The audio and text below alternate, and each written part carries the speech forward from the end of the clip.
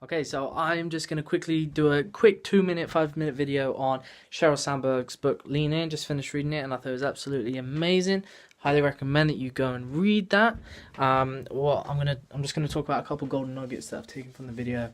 What I thought and found was really helpful, interesting to me, and what really I've taken down as notes and been able to collate these for you guys and summarize the book in two main golden nuggets that I think are very helpful to understand the workplace and the environment that we work in these days. It's not the same as how it used to be. It's completely different. The way that things are moving so quickly with technology, it's not the same anymore. We don't have to worry about it too much in terms of staying for a long time with a company to have to make our way up there to climb the ladder, as they say. So I'm going to just draw quickly for you.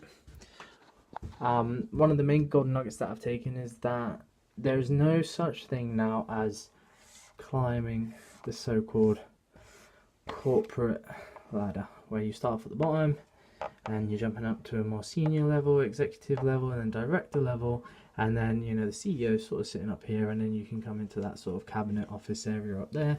But you're talking 2 years, 5 years, 10 years, 20 years really to get up to those stages. Now what it is you're getting rid of this. It doesn't exist anymore.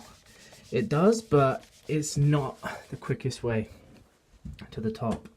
The market that we live in now and the economy that we live in is a lot more lateral, so it allows us to take a lot more risks. So this scale here doesn't define whether you're starting off at the top or the bottom. Let's just say all of this is starting from the bottom, and then this is the top. So sort of the levels are more across there. And say you're starting from here, that doesn't exist anymore. It's not a straight line to the top. It looks maybe something a little bit more like this. You sort of go up, and then you might have, people are traveling a lot these days. People are taking the time out to go and travel. So really, unless you're working when you're over there, what you're going to do is you're going to take definitely step back. You're taking probably 2 years out, because when you're graduating from university or from college, you're probably at a bit of a peak, because you've got everything fresh in your thoughts. You're really willing to go straight into the graduate market. So it's more of a peak there. But yeah, if you're taking some time out to travel, you're going to regress, and then you come back in, and then you can sort of start climbing up like that. Say for example, if you're going to take some parental leave, or whether you're going to go on holiday, or you want to take a year out, because people are doing that these days. It's a lot more flexible. You're going to regress again, and you could even change companies and then have to work your way back up again. And your end goal's not always going to be at the top. Some people might regress and they might actually end up back here. You might retire, or you might decide that you want to take a position down because you want to see your kids more. But this again, say if you're not going to take a year out of study and you're coming up in here and you're going to join a company and probably spend 2 years there. And 2 years now is, companies are realizing that people don't just want to stay with the same company. They're going to move around a lot more. They want a lot of different things. They want to test the field. So, you stay with your company for 2 years, and then you probably move out, hopefully into a higher position that you're already in. But again, you could hit a little bit of a glass ceiling there with that company, which actually means that you might have to stay there for longer periods of time. So your time scale is going up more here. And then you might want to change to a different company, and you have to work your way back up. And just in this economy, with the way that technology is, the way that the working environment's changing, there are a million different ways you can go to get to the top, right? And I think another factor you have to scale in is risk, okay? So I'm just going to talk to you quickly about risk and what I think the level of risk actually means, and how that is going to allow you to climb up to higher positions in the workplace. And the way that I'm going to break that down is like this. Okay, so if you want to be an entrepreneur, or you want to be working 9 to 5, there's a level of risk there that is going to determine that. You have to be someone that can handle a high scale of risk if you're going to become an entrepreneur. If you're not really happy with not being able to, not knowing what you're going to get paid at the end of the month, whether you're going to get paid anything, especially when you're first starting out, there's a huge level of risk there. So if you're more someone who really can't handle risk, you're probably better off going down a 9 to 5 route where you can work in a startup or for a large corporation in whatever industry you choose and work your way up like that. And as again, when you're working in, let's say, a large corporation, it's not that standard climb the rungs of a corporate ladder anymore. You might start off in a grad scheme and then you move laterally and then you move forward, especially if you're working for a large corporation. You'll move between operations, risk, finance to marketing, whatever you want to move in, or in those more smaller fields within those. And again, move laterally, step back, you take a year out, you have detours, dips, dives, and dodge. The 5 Ds of dodgeball. It's not how it was, 10, 20 years ago. So I personally think that, the more likely you are to take risk, I think the quicker. Well, it depends whether the risk pays off. You can take a big gamble, like a big risk. So something that I've done over the last year or so is I've gone through the graduate tunnel, and I've finished up at university, and I've completed internships and placement years, and I finished a placement, and I wasn't offered a job at the end of that. But I did an internship in the summer, and I was offered a 30K starting job with that company, right? And before I even started my internship, I was thinking about where I want to go, where I want to be, what do I want, what do I value, what's going to make me happy working for a company or in the workplace. And when I was 18 years old, I decided I would go and teach English in China, and I did that, and I lived out there for a long time. And then I also studied abroad in Malta. And everything that I'd done had been very international. I've always been interested in international lifestyle and also sort of being an entrepreneur and starting my own thing.